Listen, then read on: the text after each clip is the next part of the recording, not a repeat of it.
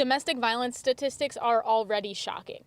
It affects 1 in 4 women, more than breast cancer and diabetes combined.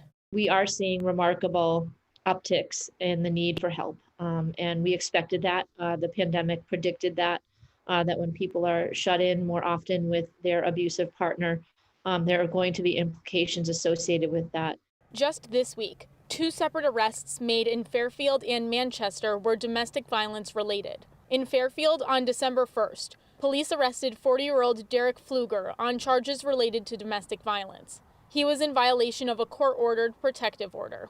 That same night in Manchester, police arrested 30-year-old Steven Soboleski after his ex-girlfriend reported she had been assaulted, strangled, and threatened.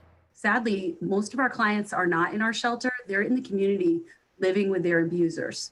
And the quarantine time causes a huge anxiety. And then as the state reopened and they get out of the house and try to go to work or be with their friends or whatnot, we saw a spike of DV arrests. Domestic violence is often tied to alcohol abuse, which also rises during the holidays. With more restrictions possibly on the way, experts expect the situation to get worse come January and February. On top of the other challenges that my colleagues have talked about regarding mental health and substance abuse, domestic violence in itself is a process. It's not an event. It's not something that just happens. It impacts every facet of your life. Domestic violence agencies are dealing with many unexpected costs, including $500,000 in hotel fees since March.